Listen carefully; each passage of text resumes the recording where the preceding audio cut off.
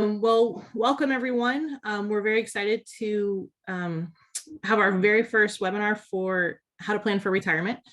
My name is Dr. Angela Zawisza. I currently live in the Pottsville area.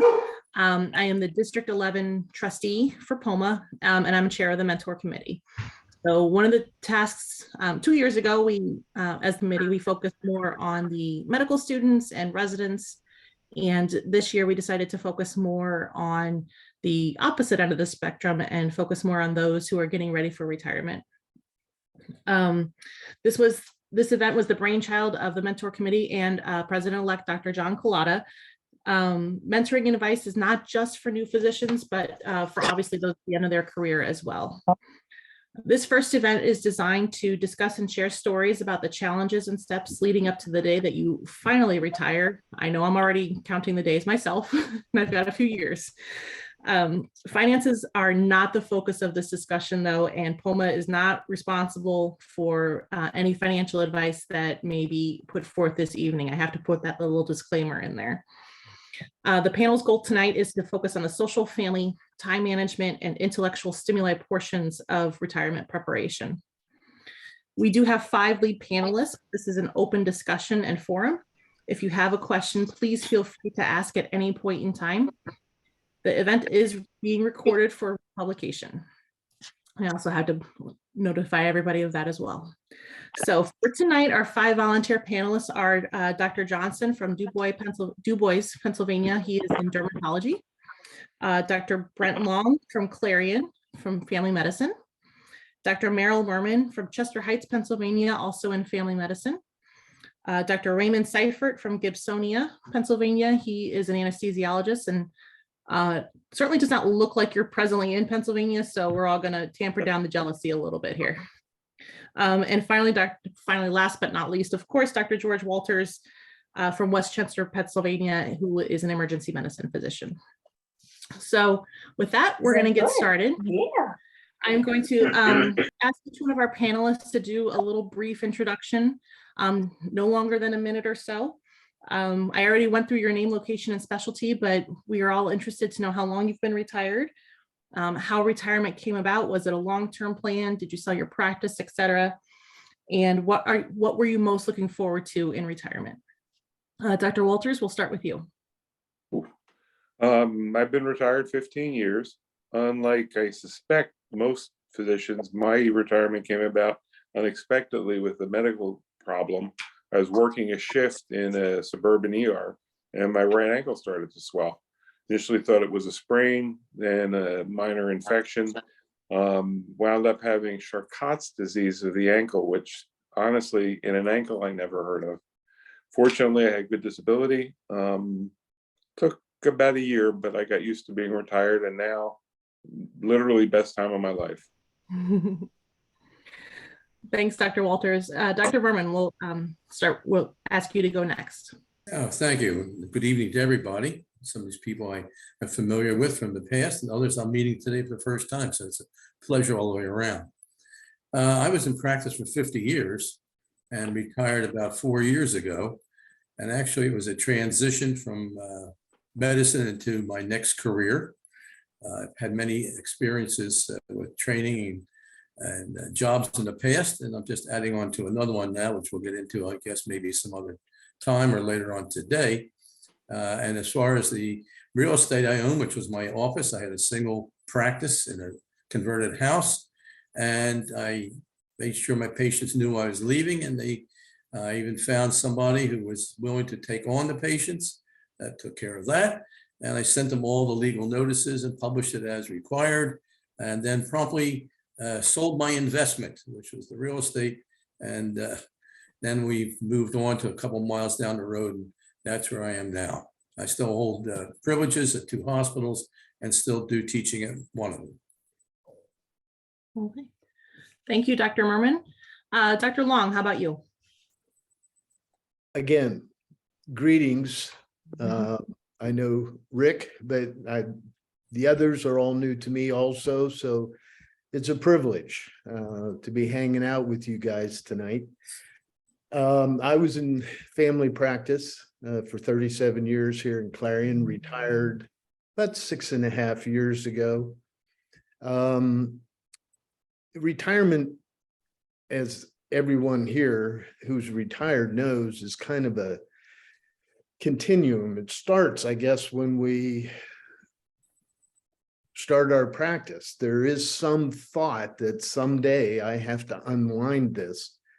For me, I had always set an arbitrary number at age 62 for no good reason. It just sounded like a good thing. And let's see where we're at.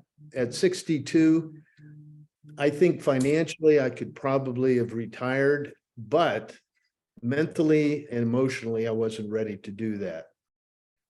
At 65, I had a hip replaced, and these age creeps up on you, as we all know. And at that point in time, I started thinking, I have to be figuring out the final process of how to land this plane. Luckily, I had good partners who worked with me. And at 67, I had decided that's enough. And a couple things went into play, which we can talk about later maybe, but one of the things was I did not want to be the last one to know in the office that old Doc Long should not be in the office. And I know we don't want to talk about financials here today, but it was very important for me and my wife. We wanted to be debt free. And that was a big driver that we were able to say, okay, we're good. So in a nutshell, that's how I landed here. Thank you so much, Dr. Long. Dr. Johnson, I'm just going right across the top of my screen here. There's no particular order. So Dr. Johnson, what are your thoughts so far?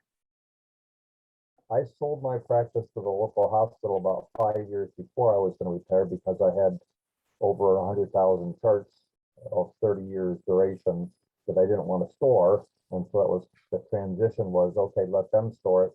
They digitalized most of them, and then they were off my books. I didn't have to worry about it. I retired the January of COVID, which was a good idea. It landed very nice. I didn't have to deal with who's He's really hard to hear.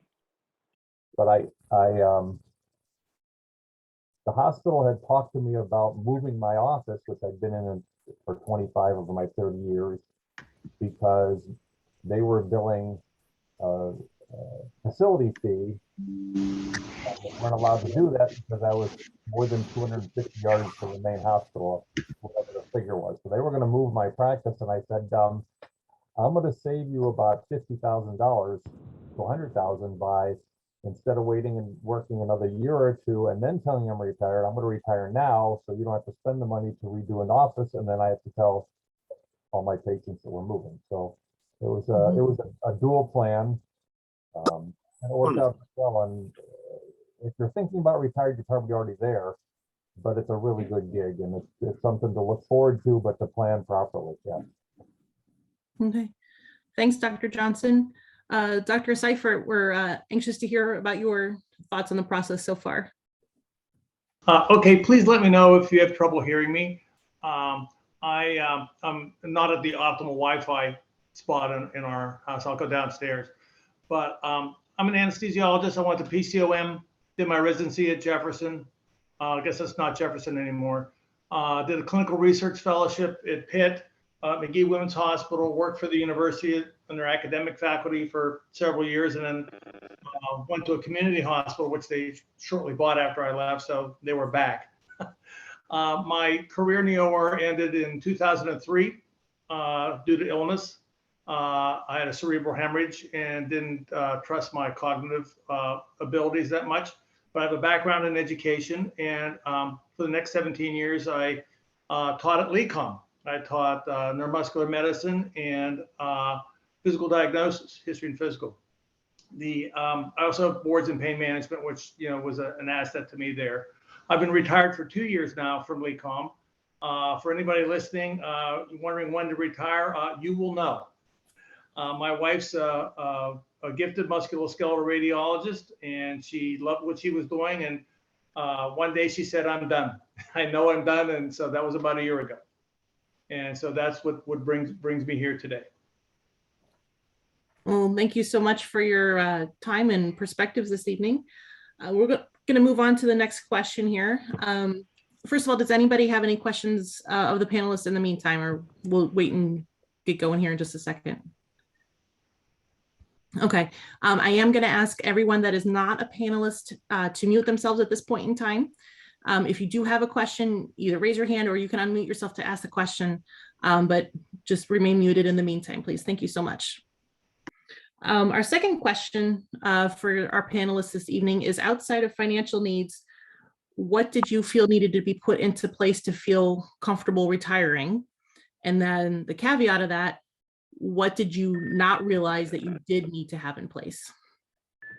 Dr. Merman, we'll start with you. Well, thank you. You say everything except finances. Is that what you like to have? Well, that was easy. Peace of mind, actually getting along with my wife. That's a major issue, because now I'm going to be around more, but as it turned out, I'm probably around less with all the other activities that come along. Budgeting is a big deal, which I know is finance. We'll get to that later, but that has to be at least mentioned in passing.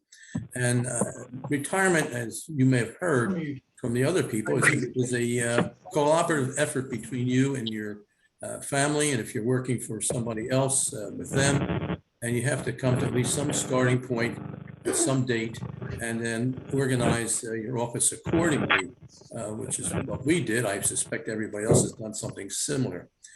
So organization, looking ahead, what would you like to do, looking over the finances, and most of all, go take a break and take a vacation. Thank you so much, Dr. Merman. Dr. Long, your thoughts on this particular point of view? Time for me was, like we've talked Hello. is that Oh, did you get up fast? it's never your own, it seems, or at least we tend to let time get away from us sometimes as physicians. Oh, And I was really looking forward, not hunting, which I do, not golfing, which I do, traveling. Yeah, that comes with having time. But I was really looking forward to slowing down, to dialing it back a little bit, spending more time. At the time, my parents were in their 90s, and I had grandchildren on the way, and it's a great time of life. And so for me, the time factor was what I was looking forward to the most. Okay. Was there anything that you felt that you needed to be at a place that you were comfortable with in order to retire in the first place? You mentioned time, and you mentioned previously that, at 62, you didn't feel like you were emotionally ready to retire. So would you feel like that is certainly something that you need to be ready to do emotionally? I think we all need to be ready. And again, it's hard not to go into finances when you're talking about retirement, but right. For us, I needed to be debt-free, or all the time in the world was not going to make me enjoy the fruits of my labor. The other thing was I wanted to make sure, this was a selfish thing, but I wanted to try to make sure that my practice continued on after me. That's why I didn't name it after me. I named it after a location, knowing that someday I wasn't going to be there. So for me, that was one of my biggest needs, wants, and hopes, that the practice, or at least the group, would continue. They can name it whatever they want, but just to fill that need that was important to me. Okay. Well, thank you so much for your answer. Dr. Johnson, what did you feel you needed to have in place in order to be comfortable retiring? Well, we don't want to talk finances, but it started when I started the practice. Just Mhm. pay yourself first. You know, it doesn't have to be a ton, but you just, I paid the bills in my practice. So every 2 Mhm. weeks when I did bills, I put something in that. I had 4 or 5 funds. I didn't look at it, just put it in. It wasn't timing, it wasn't anything. It was just every time I wrote a check, something went there. So that when I got to this point, I at least was comfortable.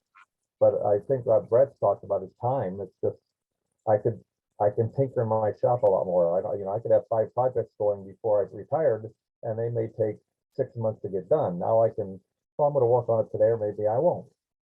Mhm. Travel was a big one that we had planned on, but having retired January of COVID, that was nixed pretty quickly. We haven't quite gotten back into that mode yet, but that was those kind of Sure. things.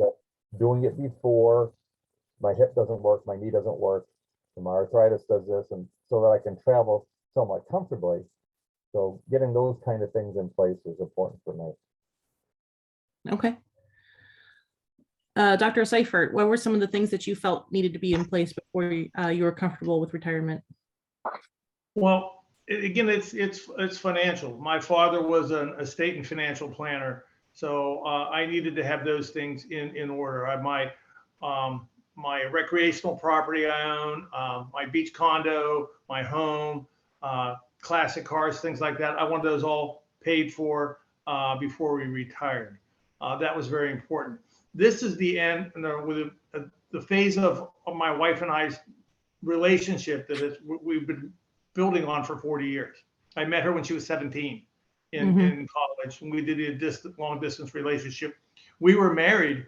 She was a first year medical student when I was a fourth year medical student with no income. Right. I look back and say, I can only imagine what my parents and her parents were thinking when we did that.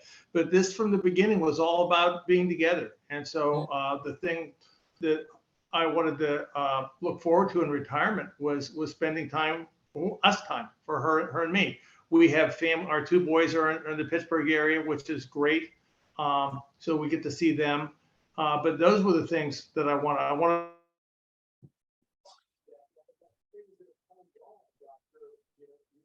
security for the people. I don't want to talk too much about finances either. Counsel early, and some things like that. Financial advisor. Look at their goals and what's important, because everybody's different, as far as what they want to do. Yeah, it's okay for POMA to tell you that you need to be financially in a good spot financially when you're ready to retire. We're just not going to tell you how to get there. Dr. Wolters, what are your thoughts? I was surprised because I had a kind of idyllic transition, a great supportive family. I was an ER doc, so it wasn't like I had to give up a physical practice. It was an ER.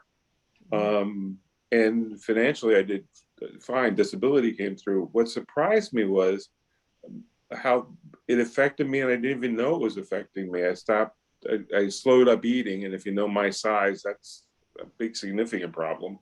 I had trouble sleeping. It took about 6 months to get used to not having people yell at me. You really miss the nurses yelling at you.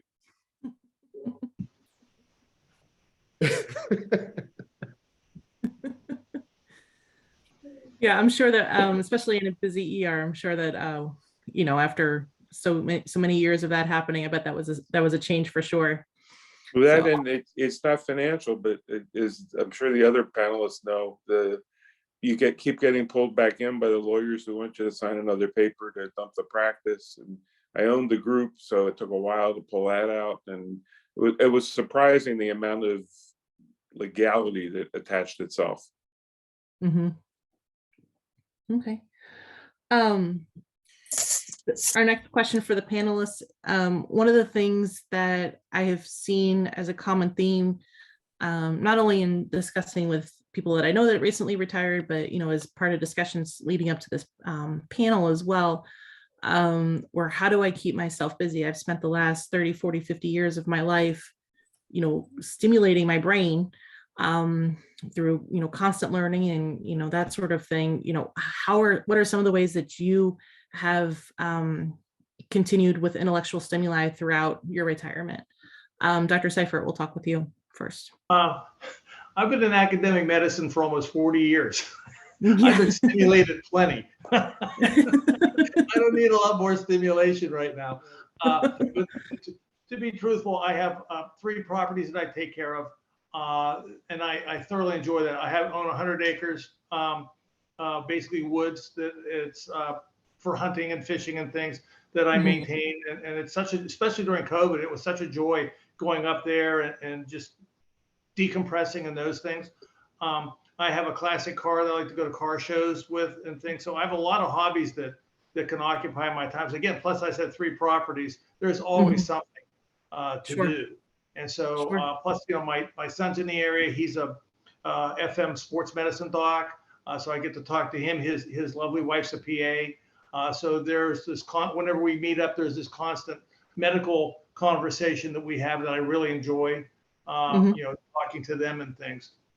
But I haven't gotten to the point where I feel like I need to do any online courses or to sit in on anything yet, because I'm just enjoying these hobbies that I set up so I could enjoy in retirement. Okay. Dr. Johnson, what are your thoughts? Intellectually, I don't do a lot of medicine. I do a lot of reading, and I do a lot of crossword puzzles. It's surprising, when I was in practice, I would get up at 5:45 every day, and now I get up at 5:30, and I don't know why. And it's time to get up, so I get up, and so I spend an hour every morning doing computer reading, and then I do a little reading, and then I go about my day. So the academic part, I don't do that much at all, and I don't miss it. I miss it, but I don't miss it. So Sure. Dr. Long, what are your thoughts? Well, immediately after I retired, I did help out at the residency clinic, which I've done most of my career, thinking that will be enough to keep me stimulated. But I came to the conclusion that for me, I'm just talking about an old country doc, you're in or you're out. And to dabble on the fringes, for me, I found it to be frustrating. And, just being in the clinic 1 or 2 days a week, usually 1 day a week, it wasn't enough. So I defaulted to the things that I've done all through my practice, as far as sporting things. Like, I like to golf. I like to hunt with a bow and arrow, with other weapons.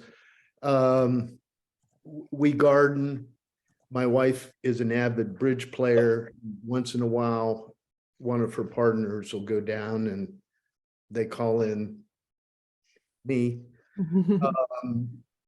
Our church was an area, again, I dabbled in a lot of these things because I didn't have the time. Now I do, no excuses. This is a time to give back. And as long as we have our health, which we've all kind of nibbled at the corners here, we're all, aging is tough. And if we're fortunate enough, like most of us here, to be able to get out, and if we did have a medical problem, we've been able to work through it. Now, whenever you see somebody, this is the time to step up to the plate. And so that's been fun. That's been rewarding for me.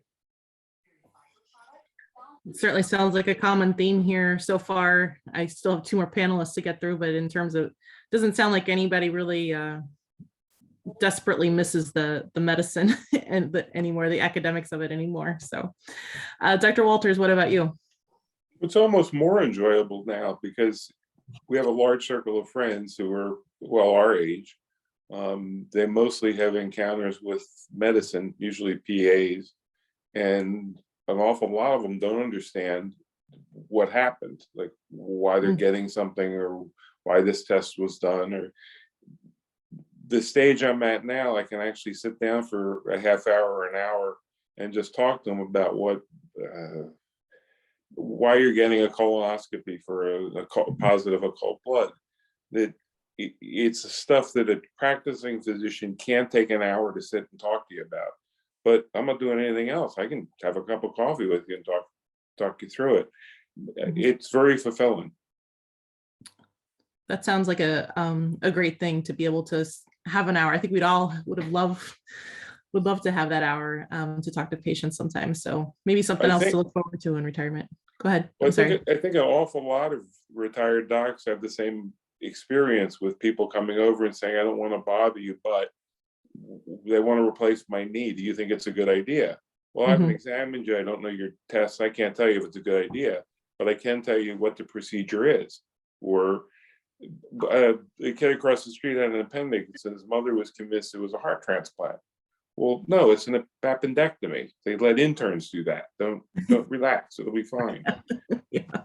But I can see the surgeon's point. He didn't have a chance to sit and talk with her. Sure. And,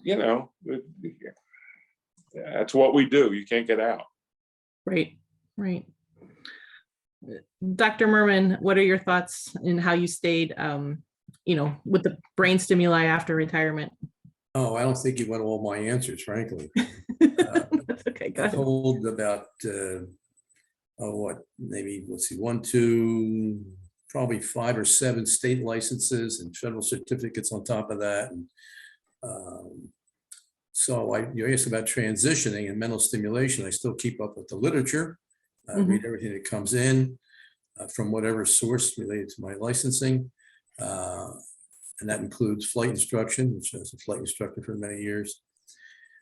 But I transitioned as to what was occupying me day to day in that area into insurance. I don't do property and casualty. I do life accident and so forth. Disability insurance, of course, is there. Child's insurance, all the varieties of personal insurance lines interest me. And so therefore, I hold all the licenses they issue in that. And that's the thrust of my day-to-day existence, but it's not hell's bells. As everybody has said, you just back off and you give more time to yourself. Coincidentally, my wife has a business and she is probably more active now than she ever has been. So I am the official schlepper and chauffeur for many of the little tasks that she has to do. So if I don't have something to do and I don't have something to read and not an exam to study for, or a class to prepare to teach, I still have something to do. And every one of us has said that there's something to do that you find that gives you pleasure. And it's personal, it's very personal. And yes, it comes on after you retire from one thing, you actually do something else. You retire to something, you should never retire from something. And everybody here has emphasized how they've retired to something. And it's commendable. But you have to think ahead, at least a couple of years ahead, and say, gee, what if? Dr. Wolters was saying, 62, but tempted to be 67. And he gave all the reasons why, and everybody else has as well. When the time comes, the time comes. I literally walked in my office the 1st of November. I sat down at the computer and typed out a letter to my patients and told them so long, goodbye, and here's what you can do and what I will do. And my secretary walked in and I said, we're done. So we now will close on the 31st of December. I've made arrangements for people if they wish to see another physician and did that. I'll be happy to give everybody a copy of a summary of their case, which we did that. And if they want to sit and talk and chat, that's fine with me also. But as everyone has said, when the time comes, and you know it, the time's come, there's no sense in hanging around. It doesn't help one iota. You have to move on to the next phase of your life, which everyone has said, and I agree, is just very rewarding. So certainly for someone like me, it sounds like there's a lot to look forward to in, 30 years. We'll see if it's that long. Dr. Wolters, yes. Of course, the most fulfilling thing for all of us, I'm sure, is working with POMA. Yes, absolutely. Touche, touche. This was a paid political announcement. Hey, that was my retirement plan. Yes, Dr. Witherite Rieger, outgoing president here in how many days? Less than about 7, right? 7 days. So, 6. I'm sorry. We have to make sure we give you the correct number of days here. We can't extend it accidentally by another day, right? Although I'm sure Well, they Dr. already extended it by a week, so they gave me 50 for whatever reason. And hi, Brent, I haven't seen you in forever, and you do know me. I was going to respond to the chat, but I figured I would totally take myself off the screen, so I didn't even try to answer your Hi, Lisa. Strong work, by the way. Well, I don't have any other specific questions for the panelists this evening. So we've heard a lot of information from all of them. If any of the panelists have had anything in particular that they wanted to say, now would be a great time to do so. This would also be a fantastic time to ask questions if I have 3 pages worth of participants on my screen. So thank you so much for all participating tonight. And then any of them have questions, just let us know. So Yes, Angie, I do have a question for any of the panelists. Was there something before you went into medicine or while you were in medicine that you always wanted to do, completely unrelated to medicine? Because oftentimes as physicians, especially osteopathic physicians, and Brent, I agree with you, you can't do anything part-time. Our mentality for medicine, you cannot do medicine part-time. You're either all or nothing. And our part-time is 60 hours a week. But anyway, is there anything that you really, really had a burning desire to do that now you're able to pursue that a little bit more? I'm getting a yes from Dr. Wolters for sure. What is that? I was an ER doc and I loved nights. So pretty much I worked 15 nights a month for 30 years. Once I retired, it was really, really nice spending 30 days a month sleeping with my wife. It was just great.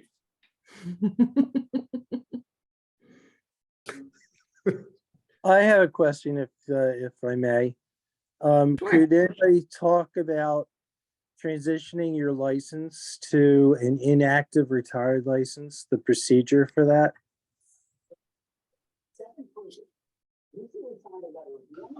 Can I answer? Sure, please do. I had some cognitive issues, so I immediately retired my license. And when I talked to the state, they said that I could, all I would need to do is fulfill the CME requirements and I could reactivate it. And that's how I left it. I didn't like doing that. It was sort of saying like I'm giving up a part of me, but that's how I transitioned back in 2003. Okay. I guess my question is, what's the process? Do you have to, do you talk to the board and do you send a letter? Do you call? What's the procedure? Rick, I think you just recently did that. I transitioned to an active retired, but it was at the end of a cycle. I just had my active license until probably a year and a half ago, and then just with the new renewal, I just renewed to the new designation. So I get to do child abuse and opioids, and I'm never going to write an opioid again, but I got to have opioids, and go figure. Dr. Stevens, I think you had some advice for us, actually, or a question. Yes, transitioning over, I had to retired license, and the only requirement at the time for when I talked with the office, you had to get the child abuse course with it, which you can take with the yearly convention. And what I did is I signed up to participate with the convention. The first time I did with the Zoom, and couldn't make it in person, but that was the major requirement. And when you go for your license, use your username, your pattern, and it was actually very simple, and it's good for 2 years. And at least you can only prescribe for your immediate family that's in your household and that stuff. I said, but over there with the retirement, all my patients for all the years doing OB-GYN, everybody had my cell phone number. And one of the things no one's mentioned, I get calls almost every day from some patient from all over the state, advice, who to go to for orthopedics, who to go to for kidney problems and this kind of stuff. And just glad to help. Plus also having mentored PA students from DeSales University over 20 years last year's. So trying to mentor PA students and medical students who are applying to PCOM or any other osteopathic. I guess the other part of that is that there's no requirement to maintain any malpractice insurance.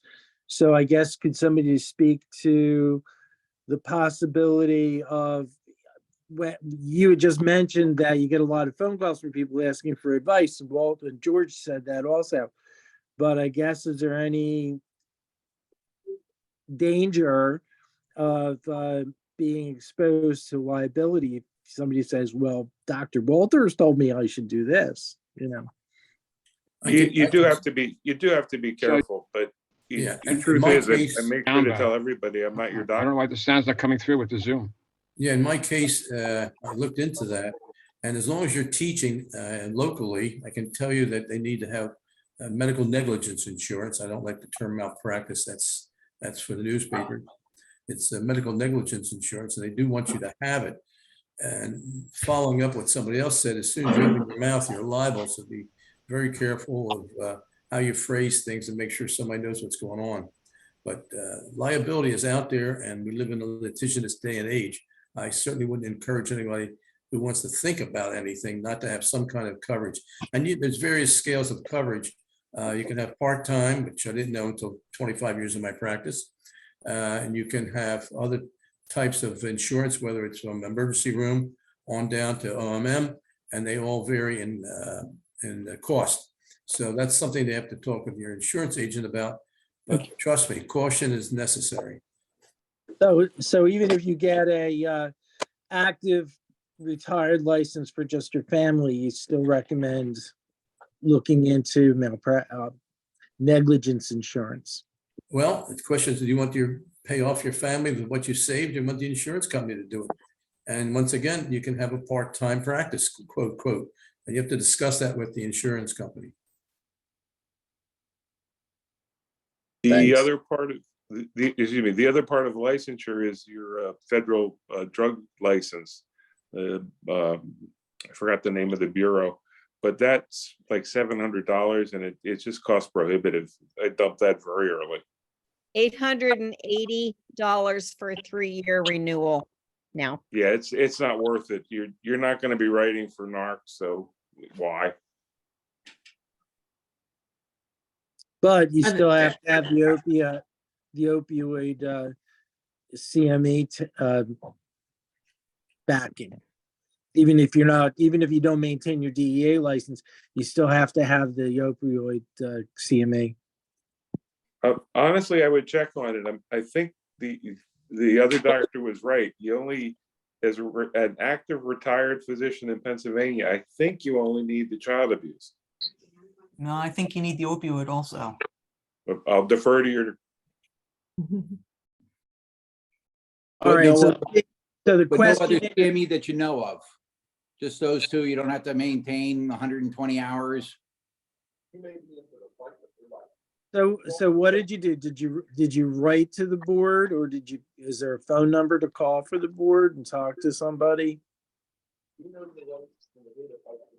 I know somebody mentioned they did it at the end of the cycle when they went to renew their license. They just changed the structure of their license. But what if you're doing it in the middle of the cycle? I guess you have to contact the board, right? Correct. Dr. Stevens, did you have the answer to that question? Yeah, I can help you with that.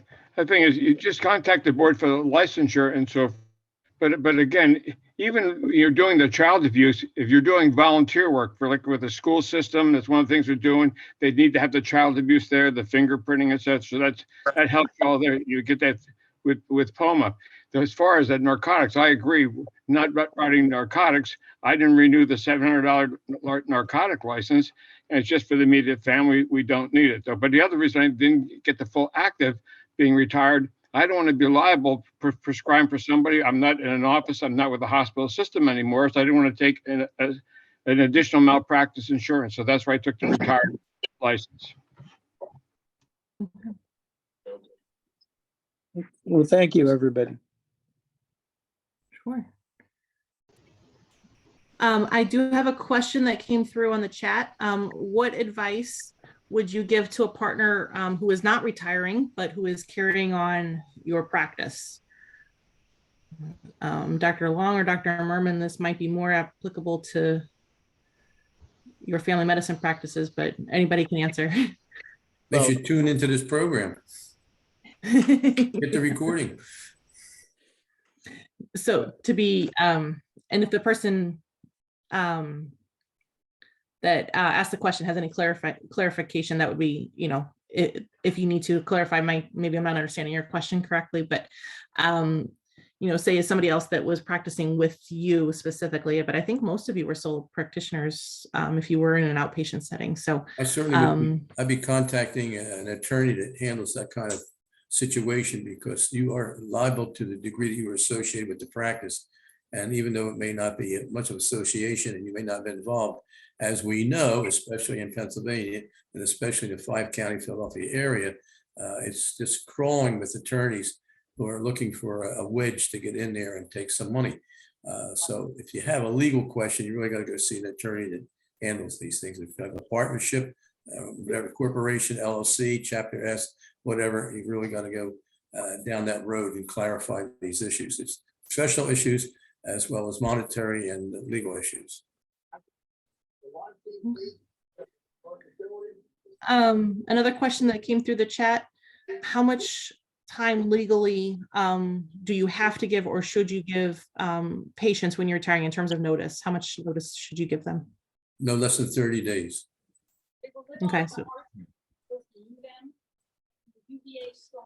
but it sounds like you, Dr. Merman, you gave your patients 2 months. Well, yes, we gave them at least 30 days, because as soon as we get the letters out, we got the letters out, which was in November somewhere. We published the newspaper, and I kept a copy, which is important in case somebody questions anything. Your malpractice carrier, by the way, will give you more information on that, because that's their business, your medical negligence carrier.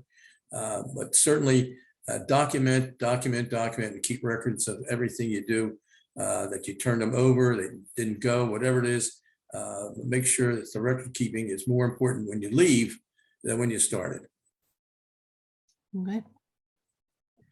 I'd like to note to everybody, there is a link in the chat to everybody that on the POMA website, there is a list of the requirements for the different licenses in Pennsylvania. So you can also check out the POMA website on the link in your chat for further details. Was somebody about to say something? Dr. Johnson? Yes. Go ahead. Think there was an issue that came up when I sold the practice to the hospital. I don't know if it's still in existence, but your yearly OSHA meeting you have in your office, so you're supposed to have records and you're supposed to let them know. And if you have medical waste destruction, you're supposed to keep that Xerox copy every time they pick it up. Supposedly you're supposed to keep that for 30 years after you close the practice, which made no sense to me at all.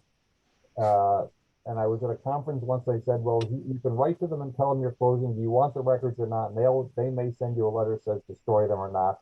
And I don't recall if I ever did that at all, but there was something in the back of my mind that when it was talked about 25 years ago, or whatever, or the OSHA thing, or the medical waste destruction, it didn't make sense to me, but something to be aware of, those kind of office things. I'd like to follow up on Dr. Johnson, not so much about 30 years, but in Pennsylvania, if you were treating a patient who was a couple days old and 19 years later, they could sue you, because once they become an adult, they have 2 years to sue. So your medical negligence insurance has to be current at least 20 years out from when you saw your first patient who was a pediatric patient. Okay.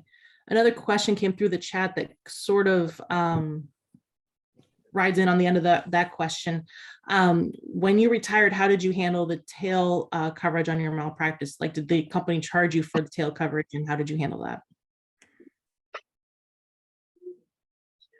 The hospital bought my practice and they took care of the tail, and I, like Dr. Merman says, you've got to have that document. So I have that in my file that I'll keep forever and ever that says that's being paid. Okay. I had a similar situation where the hospital assumed the responsibility for that. So that made it a lot easier. You didn't have to worry about that. Sure. Yes, Dr. Seifert. We always had occurrence policies, even when I was in private practice. So that was never an issue for us. Okay. And Dr. Wolters, did the hospital assume any tail coverage for you, or? No, the corporation had, at the time it was called nose coverage, but we bought it up front, so it wasn't a problem. But again, if Dr. Merman's right, when you disassociate yourself from the corporation and from the hospitals and from your partners, the corporate lawyers can lead you through it. They've done it 100 times in the past. It's relatively painless. Okay, that's always good to hear. Something's painless. Relatively so. Relatively painless. Okay. Were there any other questions at this point in time?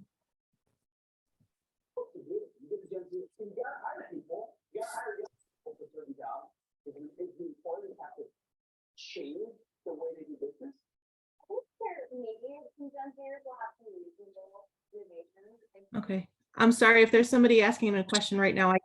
We can't hear. You can try it again or put it in the chat and we'll be able to read it.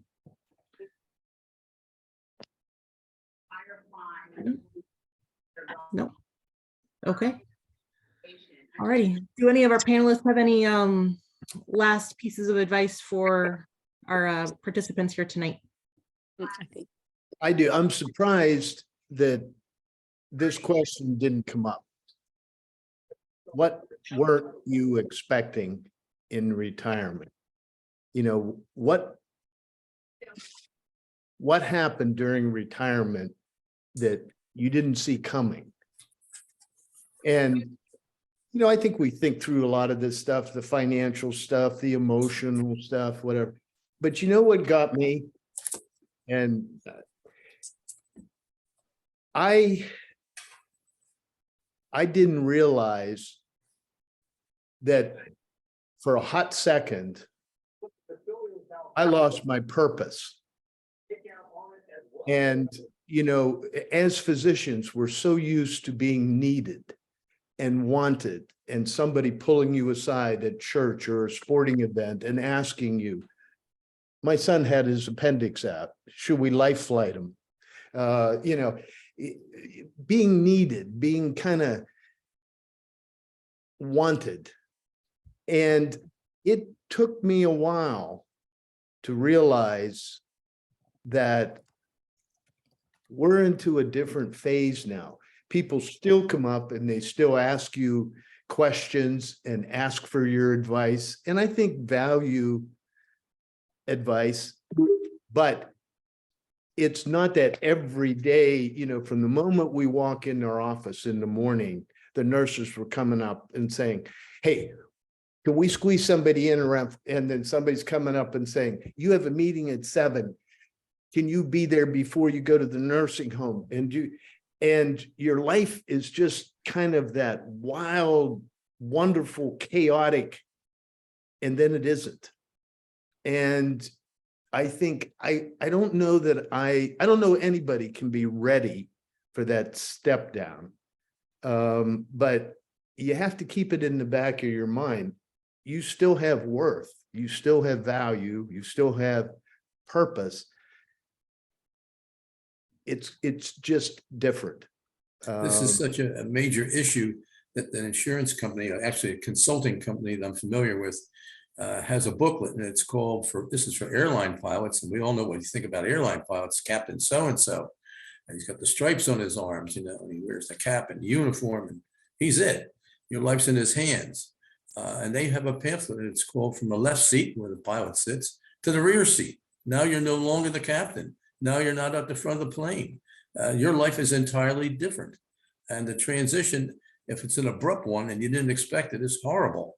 And the essence I hear from tonight's discussion with all these gentlemen is that planning is very important and has some kind of outside interest. Some people have outside interest and they don't even know they have them until they have the time to enjoy it and say, wait a minute, I'd like to do this. I've always wanted to do that. And this is the time that you can do those things. So this is not united. This is not expressly for physicians, but anyone who's been in a career of responsibility, a significant responsibility for any period of time, especially if their life, their working life, and they reach this day, to some people, it's frightening and they have very difficult time handling it. And that's where they should have some support, especially family, friends, and colleagues. So that this is recognized throughout every profession. The two I'm very familiar with would be medicine and aviation.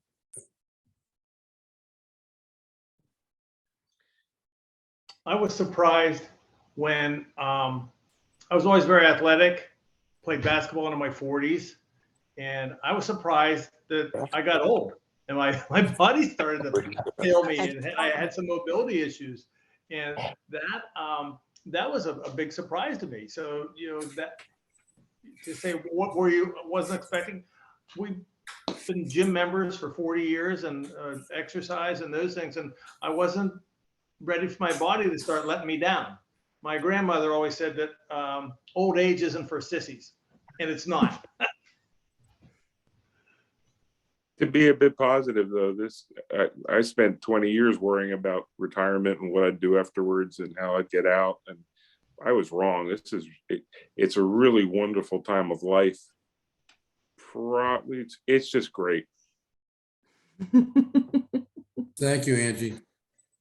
Oh yeah, thanks everyone for attending our panel this evening. I'm gonna go ahead and put a plug in for our second panel on, I almost said March 18th, we're well beyond March now, May 18th at 7 o'clock. Same panelists, different questions.